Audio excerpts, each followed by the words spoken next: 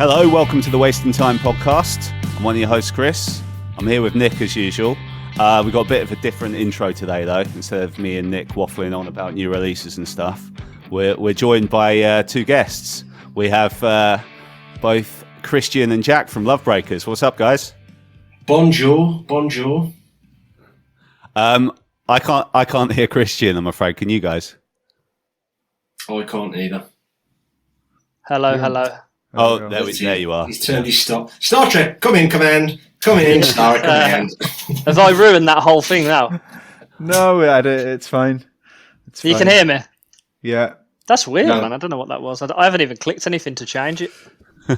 So yeah, instead of us waffling on about other releases, we're going to waffle on about one particular release, I guess. That's the plan, isn't it? I believe so.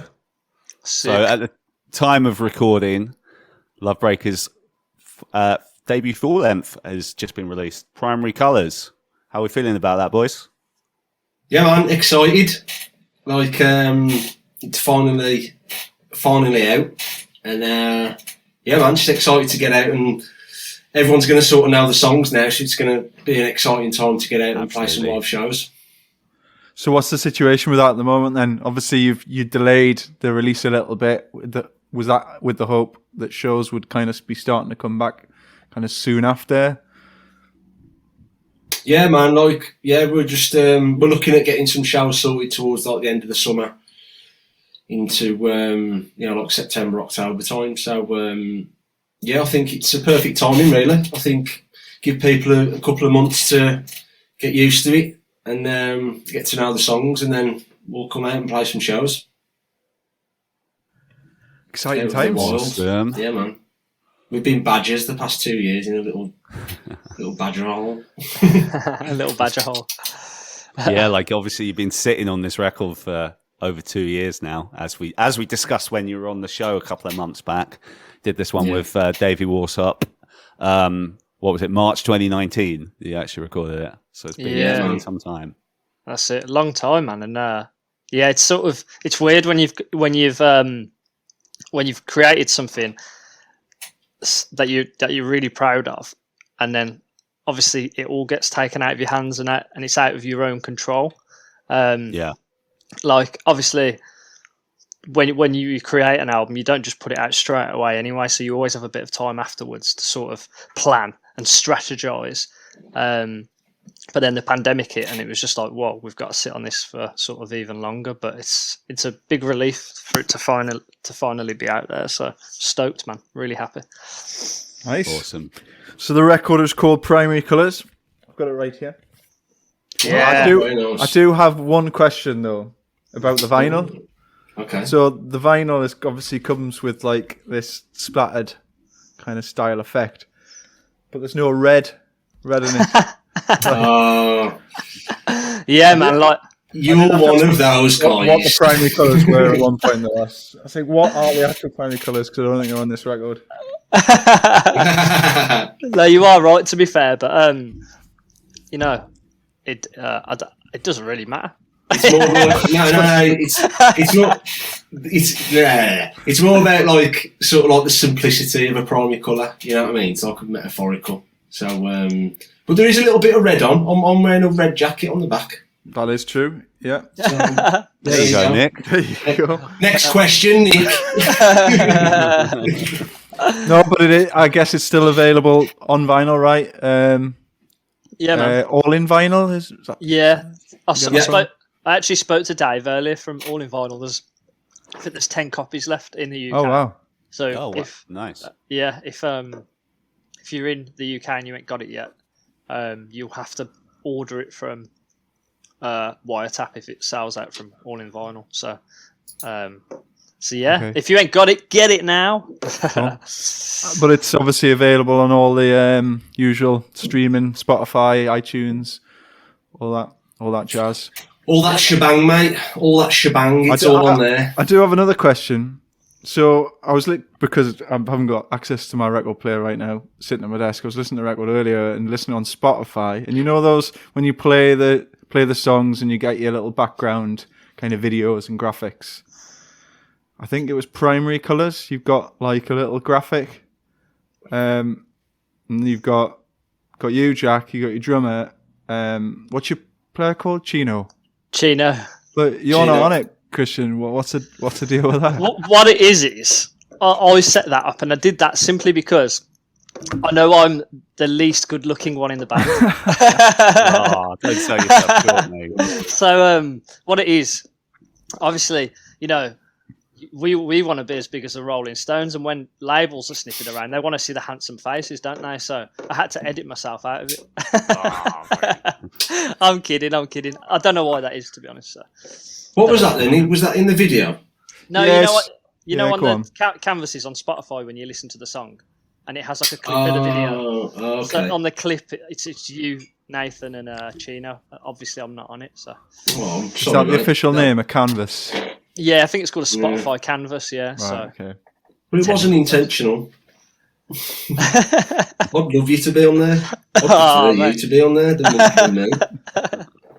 My little mug. Well, what I thought we could do anyway was just kind of walk through the record a little bit and kind of go through each song and just cover off a little bit about each song, about kind of how it came about, what it's about. yeah, man. Maybe play a little bit of a clip. Yeah, man. Pokey smoky. Stoked for that. Yeah. awesome. So if we're going by the vinyl, I've got side A. First song on that is Eye Roller. Eye roller. So for me, like this was felt like the very start of like the new era of us as a band, because we did an EP when we were when you're still sort of finding your feet, aren't you? When you start a band, and your first EP is always sort of, you're finding your own sound. And I remember going to Jack's parents' house when he still lived at home. Me, Chino, went over there, and Jack was like, I've got this song, and he played Eye Roller, and we all sort of sat down and put our parts to it, and Chino obviously come up with his cool lead part over the top. And I remember we completed it that day, the three of us, and I was in awe of it. I was like, this is such an amazing song.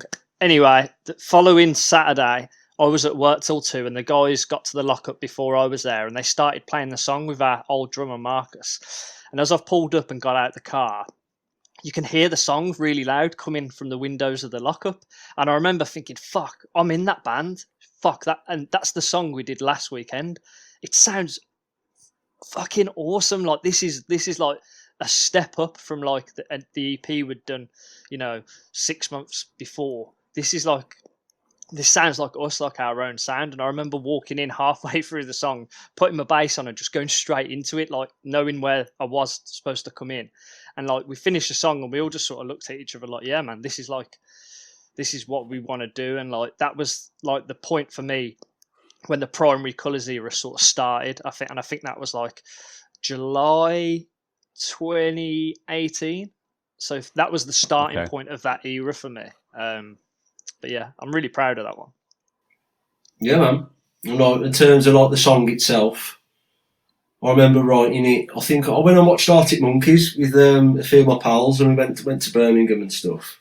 And we went out after and got absolutely wasted, and we was all just like walking around the streets, just like drunk and just being idiots and going to the kebab house and stuff. And I just remember one of my mates was just like lying on the floor, absolutely eyes rolling in the back of his head, and then it just sort of came from there. And then, and yeah, man, it was just sort of, again, that sort of social commentary of that evening.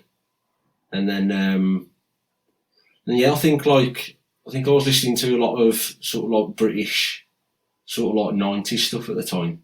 So the songs are like pretty simple, but in terms of like chord wise, I was listening a lot to like British stuff. And then, as Chris Howe said, it was that sort of, it's like the catalyst to go, yeah, this is like the sort of feel that we want to go down. And it was the first song we actually recorded as well, which was like, we was in LA and like we got the drum track down. We was like, shit, that sounds fucking huge.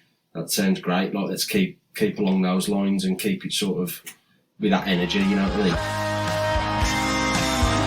You've been telling me some strange things. It's hard to get it off your chest. I know I'm not the best person to.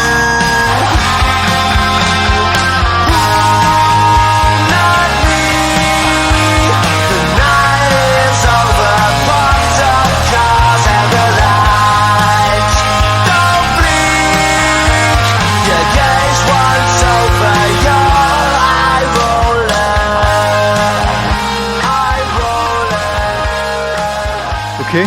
track 2 then? Set in Gold. This is a contentious one because Jack brought this to our lockup before actually Eye Roller, but we sort of left it because we never really got it to a place where we were happy with. And then leading up to the record when we were compiling songs and sort of in the flow of putting songs together, we revisited that song, and it took us a while to get it to a point where we were really, really, really happy with it. We got it to a point where we were all really stoked, and we were like, this is how it should sound. And then we took it out to LA, and it sort of got flipped on its head a little bit in terms of like structure and stuff. Davey sort of had ideas, and we sort of had our ideas, and but yeah, like I still love the song. It's just like when you have like it's weird when you're an artist when you have a demo version of it, and you've been attached to that demo version for so long, it can sort of like when you get to do the studio version and it's quite a bit different, you're sort of a bit like, I don't know, like but like in terms of a song from an outsider's perspective, trying to take myself out of the song, like when I don't listen to it for a while, I come back and I'm like, this fucking rules. Like this is a cool song. So, yeah. What about you, Jack? I think it's just one of those where like you sort of live and learn, and you go through the experience of doing it. Like we had the demo and we thought it was great, and it was like, I don't know, I still love it. I love the recording, I love the vibe of it and everything. And I think just because in our heads we were like changing stuff around quite a lot, and it was a very old song, it's hard to sort of vibe off something that you've done like 3 or 4 years ago and that you keep changing and stuff. You just want to, as like a writer, I just want to come in and do fresh. It's like my favourite song is always the new song. It's never like the old ones. So like from like a band's perspective, it's probably not our favourite, but I think to like a new listener, they'll be like, this is great. It's like full of energy. It's catchy. And like, so we don't want to put like a downer on it because it's great. It's just that it's been sort of with us and for a long time, that was all. Yeah, and I feel like as well, I feel like it's the perfect second track. Like I do think like it sets the tone of the album, because Eye Roller is like, it can maybe mislead you a little bit because it's quite like dark and grungy, and then the rest of the album's like bang, it's like pop and bright colours and like, but I kind of like that juxtaposition of it. And then Eye Roller finishes, and then you get the build up in Set in Gold, and that's something we always heard when we were piecing the record together. Like we're really big on how like the sequencing of a record, because yeah, it's important, man, to get that really, flow, isn't it? Really important. You get people at labels going, chuck all the singles at the front. No one cares about the last few songs, but that's not how we're do a wired. ballad like track 7. Yeah. You're like, we don't write ballads, man. So Set in Gold, in terms of the way it fits on the record, I think it's perfect. Like you finish Eye Roller and then you got the build up at the start, and I just think, bang, you're into it. Like I think it's cool, man. It goes up a gear, doesn't it? Sends the record up a gear. So.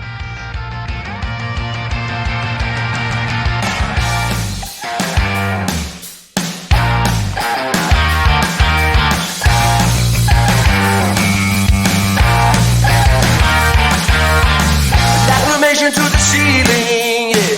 We'll be arguing all night. What you saying, what you feeling, no time. One day a fuse might blow and I'll explode it all. Pieces, I'm in pieces. All my nights, set in gold. Do a favor if you see my friends, let them know that I'm happy, but give me something else. Only let you force myself. It's all my nights, set in gold. Okay, track 3. I guess the song that captured our attention. Well, Chris sent it to me. Chris, I don't know where you heard this initially. I think I first, because I knew of Lovebreakers ever since I saw they were on the Social Detour, and I listened to your stuff from the EP and the Who and Tom Petty cover, and like I thought you guys were cool. But then I kind of you weren't on my radar again until I think it must have been Wiretap's Instagram had shared the video, or maybe Davey had, because I've followed him on Instagram for a long time, and I was like, oh, Lovebreakers out, yeah, I remember these guys, they're on the Social Detour, and then I just heard the chorus on that. I was like, fucking hell, this is good. And then I like told you about it straight away, Nick. And I think you agreed straight away, didn't you? I mean, well, obviously we both had it as basically our song of the year last year when we did our top 5 in that podcast earlier this year. So yeah, Family Man. I mean, are you sick of people going on about it now, or? I mean, what's the story? I'm still absolutely buzzing off it. I think because it's quite sort of personal to sort of my friends and stuff, and it's sort of influenced from one of my best mates who started his own family, and then a bit of my own sort of sarcasm put in there, with like the people carrier and stuff. He doesn't drive a people carrier. He drives a really nice BMW actually.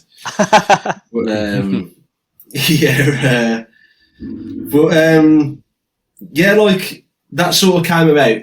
I did the demo for it, and it was really like kind of mellow, really mellow. And I remember actually playing it for my dad, and my dad was like, "It's a bit cheesy, isn't it?" And I was like, "What?" It's like, "No, it's like catchy," and like it was really sort of slow and really sort of quite spacey. But then as soon as we took it to the band and started jamming it, I think we was listening to a lot of Warning, like by Green Day at the time, and having that sort of that acoustic sort of rhythmic feel to it. And when we was in the studio, we said to Davey that was our vibe that we wanted to go for, that sort of rhythmic acoustic vibe to it. And yeah, man, and it came out great, and I love listening to it now. I love how the song builds and the mix of it and everything, how it kind of, you have like this little crescendo in like the pre-chorus and stuff, and yeah, I still think it's like as catchy as ever. I love it. Yeah, I agree, man. I think like when I remember you sending the acoustic demo across, and like I was like, man, this is great. Yeah, like you're spot on in terms of like that Warning sound, like the percussion-y, rhythmic, like folky punk sort of vibe, which like to the first listener they probably wouldn't get it, but if you listen more and you can hear the layer of the acoustic guitar running through the song, and I just think it's really cool. I think it's criminal that it hasn't been on a life insurance advert yet. It's time for that. It's funny. I don't know if I've ever told you boys this before, but like, so when you released that song, I text my dad because like he's going to the Social Distortion show, like, you know, that's been on the cards, blah blah blah. So I was just like, "Oh, see what you think of this. These boys are on the bill as well." And my dad kind of like generally like, because as you know, I listen to a lot of pop punk and stuff. My dad hates all that stuff, but obviously likes Social D because he's going to the show, and he likes, you know, things a bit more on that side. But he heard Family Man, he just came back and he said, "This is like proper pop punk. What pop punk should sound like." Amazing. That's cool, man. Take that as a compliment. Yeah, definitely. That's it. I think a lot of people can relate to it. You know what I mean? I think the melody's there to stick in people's minds, and you know, I know a lot of my partner's friends, it's their sort of favourite because it's really sort of bright and catchy. Yeah.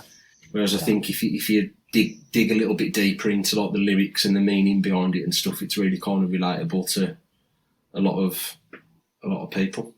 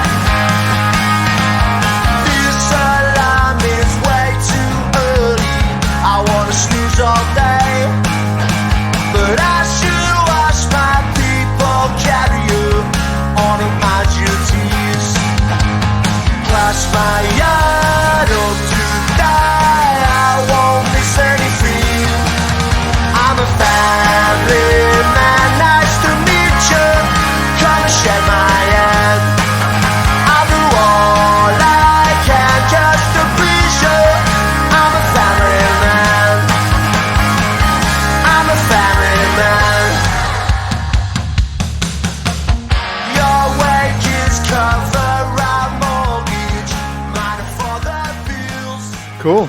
Right, moving on from Family Man then.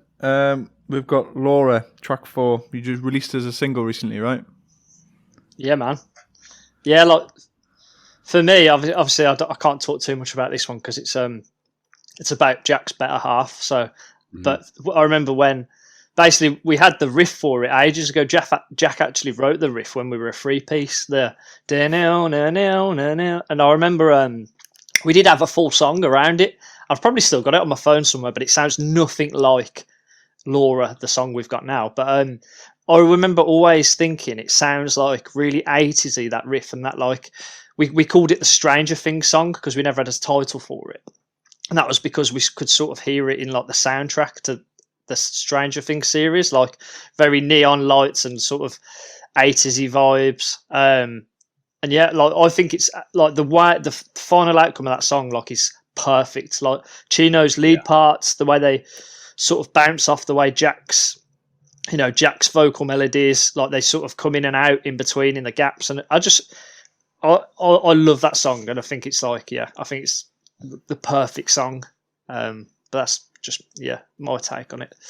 Yeah, I think like when we was writing that, I think it was a kind of a light bulb moment for the band, just because we'd never sort of thinking about putting like lead parts in between like vocal melodies and stuff before. It was always like it had to be its own thing.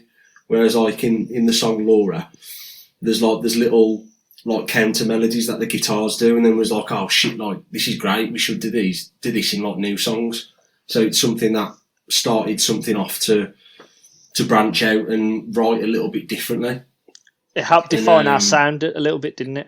Yeah. And it was like, I think with song structures as well, there's a tiny little, I think it's like an 8-bar solo before the second chorus, and it's something, as a writer, I never thought of putting that in there before. It was always like verse, chorus, or verse, pre-chorus, chorus, and it sort of opened up our minds to think, just let the song be the song, you know what I mean? It doesn't matter if the structure's a little bit different. If it works, keep it, because it's fine. And there's no rules kind of thing. But yeah, it's straight up love song for me bird, ain't it? I've just... I think it was you, Christian, who gave me... I think you gave me like the first line, wasn't it? Or something about like a vintage movie. Yeah. I remember texting you about it. You said something about a vintage movie. It wasn't like playing a scene from a vintage movie. It was something like vintage movie. And then I remember me and Laura went to Croatia a few years ago, and we went down this little back street, and they had like old vintage movies on this projector. And I thought of that, and I thought, oh, like playing a scene from a vintage movie. And I was thinking, our love's like playing a scene from a vintage movie, and that's how it sort of grew from there. But yeah, it's just sort of, I love it, man, 'cause it's kind of like disco, and it's got a really nice groove to it and stuff as well. And I think to put that as like track 4, it just shows like a different side to us. Nice. Yeah, man. And how does Laura feel about Laura? You know what? It's not a favourite song on the album, and it breaks my heart, man. Yeah. Like, I asked her before, I was like, what's your favourite tune off the record? And she was like thinking about it, and I was like, oh, for fuck's sake. What did she say? Gone through all this effort. Her favourite is I Will Love Life. Oh, which I believe is the next one. That's a nice segue, isn't it? The next one, yeah. Okay, track 5, I Will Love Life, then. Laura's favourite. So this one started like actually in this exact spot where I'm sat now in terms of musically. So on the build up to the record, obviously we were all sort of doing as much as we can creatively to help Jack, put a song together and, build from ideas. And I remember Chino come around quite a few times on the lead up to the record, and he'd come around with like ideas. And I was listening, I'm a massive Replacements fan, they're probably my favourite band. And I was listening to, I was like, it'd be really cool to do a song like I Will Dare by the Replacements. It's got that sort of like... It's really like bouncy, isn't it? Yeah. Like that bouncy feel, yeah. And Chino said, okay, well, let's try this. So we'd actually got a GarageBand demo of it done literally in this spot right behind me on this desk. And he did this like chord progression, looped it, and then put the riff over the top. And I put like a little like bass thing to it. And I literally just saved it on GarageBand because my also other reference was My Love Life by Morrissey. So I literally just saved it as "I Will Love Life." That was the title. I just saved it because the two references were "I Will Dare" and "My Love Life" by Morrissey, because there was a chord pattern in "My Love Life" by Morrissey that I really liked, and we sort of put it in there a little bit. And so we sent that across, and it ended up sticking as a title. And Jack made obviously the song from it, and yeah, I really like it. It's cool. It's again, it's quite different. It's quite it's just got a different vibe to it, and I think it plays into a lot of like modern day, problems. Like obviously, there's a big thing now with like mental health and stuff, and I think Jack's take on it is brilliant. I think it's like whatever crap you're going through, like do your best just to try and love what you've got and love your life. So and I like that. I love the simplicity of it. Do you know what I mean? It's straight to the point. So yeah. I think it's quite. I'm just like thinking back in sort of like processes and stuff. But I remember again, you had the title, Christian. You sent it to me. I Will Love Life, and it's sort of. So I always say to the lads, if you ever think of like something like a hook or something like a cool title, send it through. So it'll always like create a little spark in my brain to like go, yeah, this is really good. We need to sort of build upon it.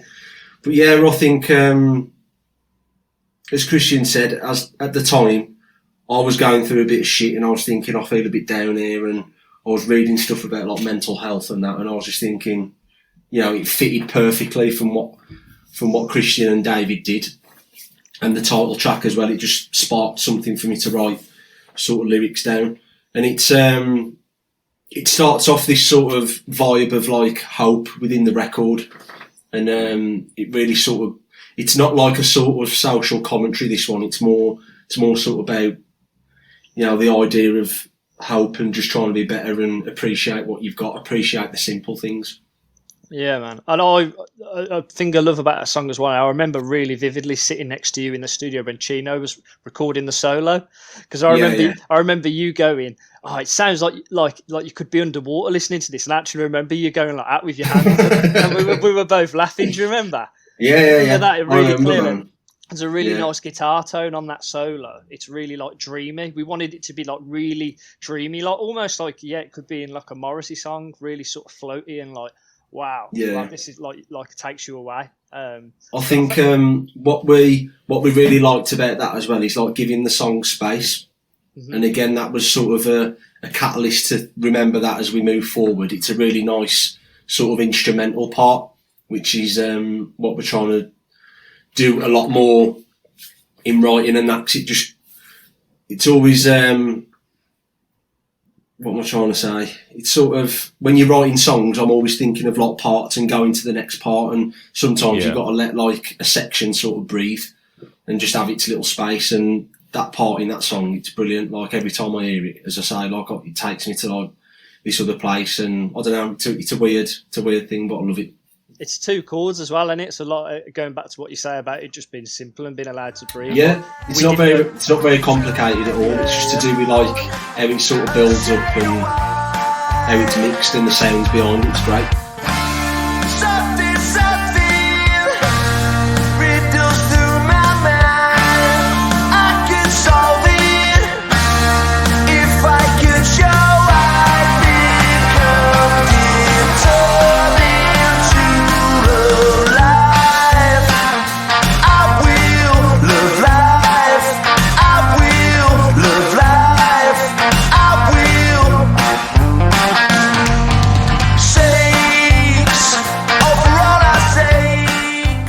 Nick, you want to lead us into the next one? Yeah. Okay, so we're on to side B if we're going by the vinyl. So, first track on side B, track number 6 on the record, we've got Horizons, which was released as a single as well. Yeah. Was it second single? Second single, yeah, that we released. But well, we purposely put it sort of track 1 on side B just to give you that thump. Like with I Will Love Life being quite sort of reserved and bouncy, we thought, if you're listening to the vinyl, you turn over and you just bang your straight back in.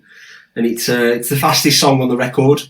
And it's about a friend of mine who moved to Australia and just sort of his sort of take on things. But so I was speaking to him a lot at the time, and it's about just wanting to move and be somewhere better and have a sort of different kind of life, really. But A new horizon, you could say. exactly, yeah. There you go. But yeah, I'm just trying to sort of go through the lyrics in my head while I'm just trying to. I remember you had the you made the guitar part, the din quite a while before we went out to record, and we had it sat in a Dropbox as a rough recording. Actually, the day me and Chino come to yours and you shown us Eye Roller, we actually worked on it then. Just the diddle. Do you remember? Because you were going, oh, it'd be cool if we could do like eighths there, and we were like, oh yeah, maybe. Do you remember? I remember that really vividly. I think I remember doing like a garage band demo, and again it was like really bouncy. Like, but like it didn't have that sort of attack that we ended up giving it.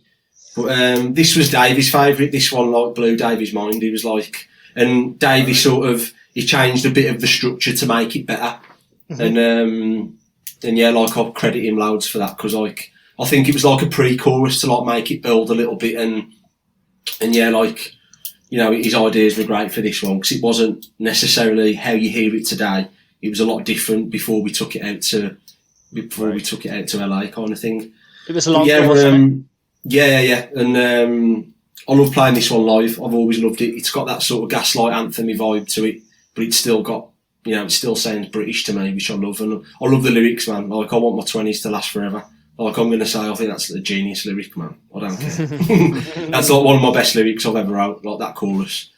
It's like, wear my skinny jeans and be like a libertine, because the guy who I wrote it about, he used to be a bit of a player and love the opposite sex. So I thought, yeah, that's sort of homage to him.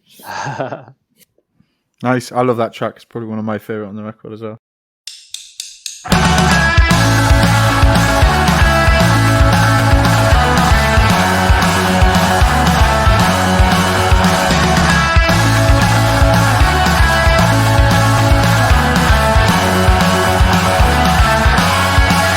Let's raise a toast to some memories I love. Drink to elation for this duration, never being fear. But my friends say things to me like, I want my 20s to last forever. Wear my skinny jeans, be like a libertine. Quit this city, start this weather. Where's my souvenir? Where's my side of home?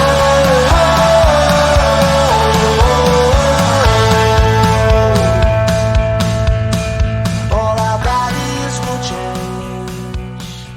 Cool. Right. Track 7, Klingon. This is one of my favourites.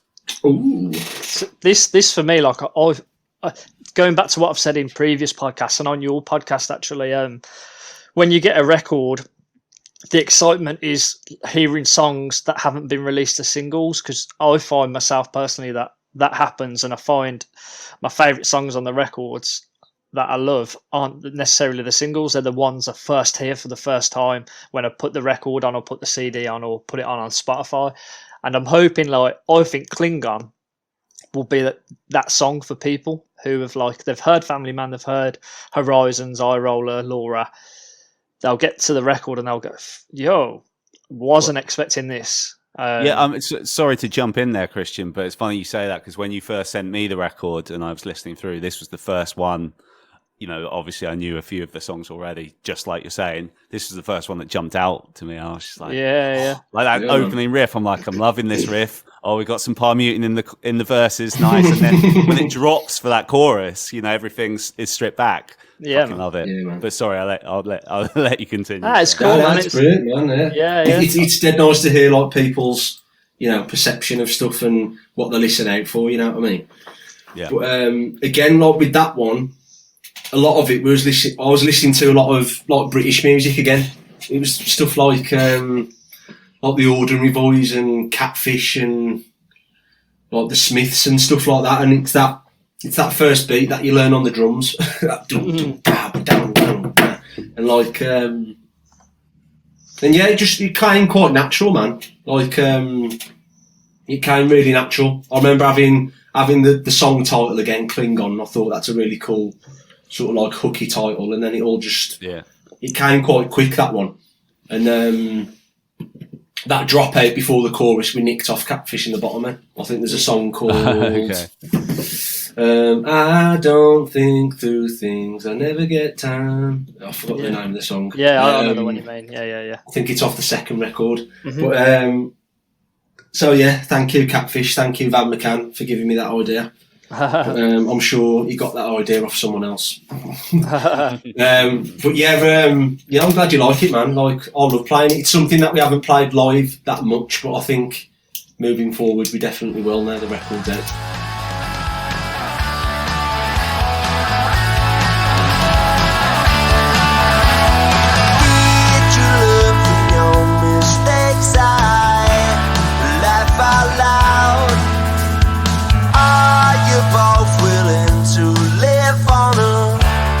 Mushroom cloud, I guess your body chose to blow all that you had left. How long will she be a Klingon? Don't run at night. Oh wait, what's the reason to stay? You've chosen wise to let go of the Klingon.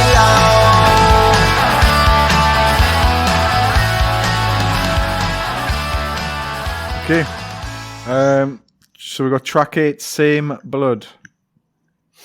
Yeah, man. So like this is like a song we had as a 3-piece, and we went out to America with, I think we did have more than 10 tracks. We had quite a lot of songs, but Davey was adamant that we revisited this because we sent him an early demo of it, and because it was old to us because we'd done it as a 3-piece, and we were sort of like, we don't know, but once he sort of convinced us and Chino put his bit of magic on it, it sort of came into its own. And yeah, I love it. I think it's really cool, really energetic, and there's a really nice moment actually in the studio when we were sort of revisiting it. And Jack, you said, didn't you? You wrote this about your old man, didn't you?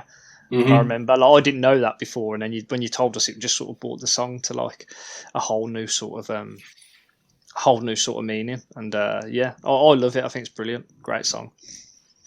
Yeah, it's been in my notebook for probably about 6 or 7 years. I had it like before we even started Lovebreakers. I was jamming with 3 or 4 other guys in another band, not like something official. It was just something that we was doing, now and again. And that was a song that I wrote donkeys ago. And yeah, it's about sort of my relationship with me and my old man. And we've got like quite short fuses. So like in the bridge bit, I'll say like your blood boils the same as mine, because like obviously I'm the same as him really. But yeah, it's again, it was one of those songs where I wrote really soft, and it was like, so I had like my dad in mind, and I was just trying to focus on like the lyrics and stuff. And in like an old band that I used to play, and it was really kind of like half time really, like dun, dun, dun, dun, really sort of slow. And then as soon as I took it to, like the new band, it was sort of, let's punk it up and make it faster and see what happens. But yeah, again, like Davey, like put his magic on it. Like I remember punking it up, and like the pre-chorus is like Beat Union. It's got that Beat Union sort of that that Luke Johnson thing to it. And I remember like adding that in there, and I think it might have sparked in Davey's head going, yeah, this is great, like it sounds like Beat Union, let's do it. And yeah, I'm glad like we revisited it, man, and just did it and put it on the record. I think it's a personal song to me as well, so that's always a nice little touch, you know what I mean? Yeah, it fits the record perfectly. Like for me, it's got like a sort of surfery sort of, yeah, just a summer vibe, good feel to it, and yeah, it's fun to play live as well. Yeah, man. So nice. Okay, so track 8, second to last track, we got Worst Gentleman. Track 9. Track 9, Nick. Track 9. Come on, Nick. Right. Worst Gentleman. Wow. For me, like probably my favourite track on the record, that or Primary Colours, but what I love about it is it's everything I love about punk music that isn't obviously like too punk. Like it's like got a feel for like Americana and like country, and I don't know what else to say about it, to be honest, because I just think it's a perfect song. But we had the chorus for a while and we never really knew what to do with it. And Davey, when we were there, he was like, have you got any other like ideas knocking about? And Jack was like, well, I've got this idea. And Davey straight away was like, Jack, lock yourself in the room, write the whole damn song. You guys go out. So we went out and explored, me, Chino and Marcus, and we gave Jack some space, and we come back and Jack had crafted the whole song, and we went into the live room. Jack played it through for us once, how we sort of heard it in his head, and we all just played it. Genuinely, we played it fully as a band before we recorded it, probably twice. I'm not even joking, and it was just magic. Like I think it's probably my favourite song on the record. So yeah, it was just one of them songs that was sort of, it was done on the cuff. You know, we didn't have, as Christian just said, it was like a short chorus. It wasn't even the full chorus that we had.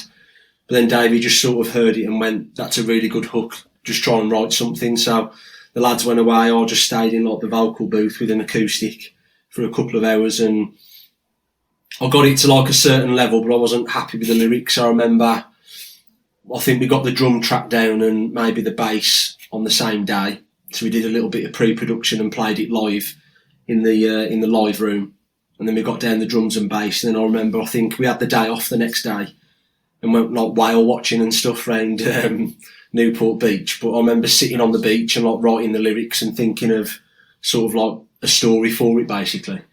And I remember like going like round LA and like seeing like, I don't know, I sort of must have sparked in my head to sort of write about people in like bars and just seeing like a bunch of lads being idiots, basically. And I thought, yeah, it's something to write about.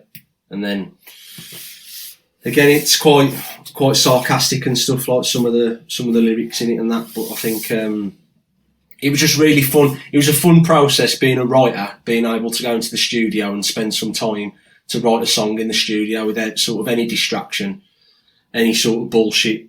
I could turn my phone off and just really focus on the song, really. And it came out great, and it defines the whole sort of vibe of the record for me. It's like, it's proper sort of an LA type of song. Like you can play it in the car, put the windows down and just vibe off it, and it's great. And I think, I love playing it live as well. It's got this massive like energy, and we put in like harmonies and stuff there now, and it's brilliant. I love it. It's like you hit the nail on the head a few weeks ago. You were like, it's sort of like Learning to Fly by the Foo Fighters. Obviously, like they're a huge band. And we stole the drum beat for the verses. That's it, yeah. Yeah, that's it, yeah. Yeah, but it's like for us as well. For me personally, like playing it live, it's quite an easy song to play, so I can kind of relax for a little bit, and it's 3 chords, man. Yeah, just the 3 chord banger.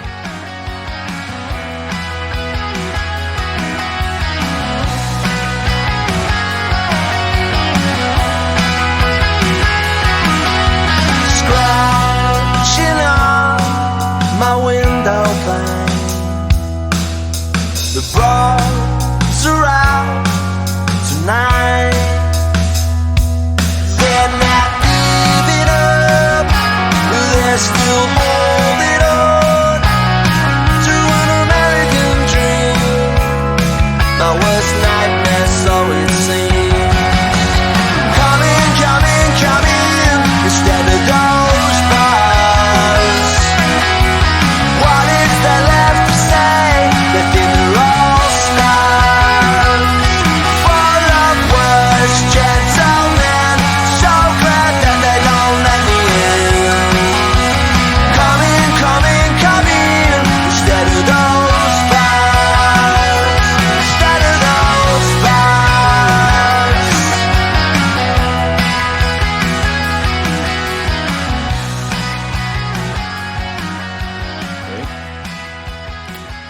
Okay. So that just leaves us with the album title track, Primary Colours, another one of my favourites. Mine too. This was like, I remember like Jack would like always sort of say to us, lads, don't be scared to send me any ideas you have, like anything, if it's like a song title or, you know, a lyric or a chord pattern, whatever you can think of, send it me because it might spark something in my brain. And I remember sending him a few song titles across, but I sent him across the Primary Colours, and obviously, yeah, it goes from there. Like Jack made a really cool song out of it, and I'll never forget when he sort of brought it to the lockup, and he played it, and we all sort of started playing together.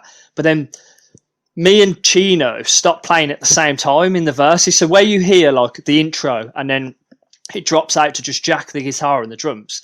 That was literally the first idea we had for it, and it come really naturally. So we went, da-na-na-na, it's all big and all in together. And then for some reason, me and Chino just stopped as soon as Jack started singing, but him and Marcus carried on, and we were like, yo, that sounds great. And then we come back in on the pre-chorus, and it just has that like momentum, builds the momentum. And I don't know, man, like, I love that song. It's like, so I said to Jack, man, I was like, dude, you've literally wrote probably one of my all-time favorite songs, like in my top 5. And I feel proud to be on it playing bass. Do you know what I mean? But yeah, I just think it like sums up the record perfectly. And yeah, Jack, obviously, you know more about the song lyrically and everything. So yeah, I think it was one of the last songs to be written for the record as well. Obviously, Worst Gentleman we wrote out there, so that would have been like the very last one. But I remember Primary Colours, we didn't have like a name for the record or anything like that. But when Christian sent me through that title, that like name for a song, I thought, shit, that's a proper cool like name for a song. And then yeah, it come really like metaphorically, as you say. It's not like it's sort of, it gives the listener their sort of own perception, you know what I mean? And it sort of, it defines the record in terms of that theme of like hope and stuff, and just wanting to be better in yourself or wanting to move away and whatever. And I remember I was on the way to work, and I was looking at the sky, and it was quite a muggy day, but there's a bit of blue in there, and I was looking at like the hills and shit, and I was thinking, oh, blues and greens, and I always had that in my head, blues and greens, and it always looks like I'd want to be over there instead of going to work, you know what I mean? I want to be like walking in the blues and greens and not like frigging going to like my 9 till 5 job. So yeah, it came about sort of that way, and I think, yeah, it's just a straight up, I just love playing it. It's like, it's pure rock and roll. It's really simple. You know, like the main riff is 3 chords and then the same 3 chords reversed. So it's like, it's just so simple. And I think those bits in the verses as well, we were trying to get like a Clash type of vibe to it. Like we imagine like being on a big stage and sort of Christian and Chino just like sort of coming sort of back, and then just me being up front. And we had like this visual thing for it as well. And I think that was something that we never thought about before. Like, how would this look sort of visually on stage if we played it as well? And yeah, it's like, it's one of those songs, it's up for interpretation, you know what I mean? It doesn't have to take it literally, which is, a lot of the songs are literal. It's like, it's social commentary and it's stuff that has happened. Whereas Primary Colours was more of this kind of, you know, I wanted to give the listener like their sort of interpretation, and I think it's a nice sort of send off for the record, and you know, it leaves you sort of wanting more and asking questions, you know what I mean? Which is, I love like going to watch a band and you want more, and you think like, it's great because obviously you just follow into the next record. 100%. And that cheering as well, little known fact here, the cheering at the end is legit as well. So that was the very last day of recording. We've recorded the band, was it the banjo or on Worst Gentleman, and then we did the group vocals for Primary Colours, and like we just all cheered at the end because it was the last day and we'd complete, that was the final tracking of the record. So that is natural. It's not like we all went, you know what would sound good at the end there, let's all fake cheer. Do you know what I mean? That at the end, that at the end is authentic. It's like us being like, you can hear Chino actually, because when we were out there, we were all pretending to be rednecks at times, like a little in joke. And if you listen carefully, you can hear Chino go, well, goddamn, like that. So yeah, man, that's Yeah. all like completely authentic, and it just sends off the record perfectly, man. So And we got a few people from Hurley as well, because they were coming down and listening to us like tracking throughout the weeks. Yeah. And we ended up getting them down and like doing like this group clap thing, and then at the end we was just like woo, just like cheering and whatever, going like this is the end, we're done. And it was just really fun because it was the last song we tracked, and I love it. I love like all the horn lines that radded from our guy Matt from Real Big Fish, and man, Oh yeah. it was buzzing. Really happy with it.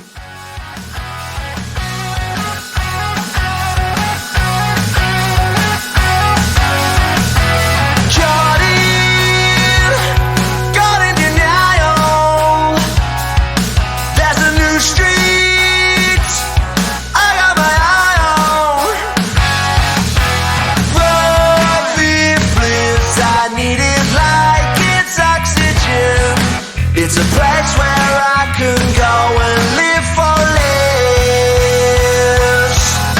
All I need are primary colors, with the blues and greens on top of each other. Haters, they gonna hate it. Awesome. And then that's it. That's the record. that's the record, man.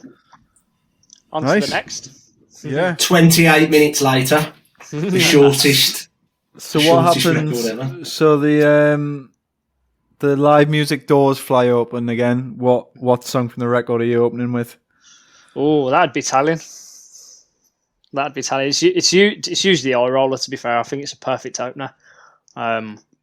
So, and then I actually read a review the other day where it was like our Primary Colours, the last track, would obviously be great to be ending live sets. Like it has the energy to be ending a live set and leave the people at the show wanting more, like it does on the record. And I thought that was really cool because, like we said earlier, we really thought hard about that. Like sequencing is everything. Do you know what I mean? It's not about being top heavy. It's about having a good overall story to tell and a good set of songs that fit together. Like I'm a big believer in that, as Jack is as well. Like it's just nice to have a proper collection of songs that sit perfectly next to each other. So Yeah. I just love listening to records in full. Like I don't like skipping through tracks and stuff. And I've always been, all my favourite records I can just put on and really sort of. It sounds cheesy, but you go on like a little journey, man. It's like ups and downs and stuff. Mm-hmm. But like that's what we tried to do. It was always in our minds that this was going to get pressed on vinyl. So it was always like side A, side B, and how we can keep people engaged type of thing. Because I think if you put stuff in a different order with our songs, you might skip a track 'cause it doesn't sort of feel right. Like we was thinking about putting Primary Colours first, and it just didn't really work. It was a bit too much. So like you've sort of got to. I don't know, it's 28 minutes of your day, man. Like you could be making breakfast and you can listen to our record. I love that. yeah. Cool. Well, yeah, available on vinyl, available on all streaming platforms. So yeah, go check it out. Go Yeah, listen man. to And it. all primary colours are included on the artwork front. Yeah, I'll definitely just double check that and let Double you know check it, whether yeah. that's the case. If not, I could maybe just buy some red stickers to put on the vinyl, but I think I might spoil it. Might jump a bit when it hits those tracks. Yeah, man. So last question. Yeah, go on. I've got a question for you boys. What are the primary colours? Red, Correct. yellow, and blue. Yep. Correct, Mundo. I only know this because when I was having this conversation with my wife the other day, I had to ask her what the primary colours are. She was a teacher, so I figured she'd man. know, but she still was unsure and had to Google it. That's Amazing. it. But yeah, man, the simple things in life are best. That's it. And then Damn right. with an added bit of flavour, i.e. a blue and a green. There you Lovely go. jubbly. Yeah, man. Enjoy. Cool. Well, go check it out and go check out the Lovebreakers when they eventually get themselves on the road. Sick. Cheers for your time, boys. Thanks a lot, Awesome. guys. Thanks again boys. for Take doing care. this again, Cheers. boys. Thank you for listening. if you liked what you heard, we'd love it if you could subscribe to us wherever you get your podcast, whether that's iTunes or Spotify or Stitcher or anywhere like that. Also, check us out on social media. If you just search for Wasting Time Podcast on Instagram or Twitter or Facebook, give us a like or a follow on any of those. And also, we love hearing from listeners as well. So feel free anytime to drop us an email at thewastingtimepodcast@gmail.com, or obviously you can message us on social media as well. But yeah, we'll catch you next time. For you to arrive.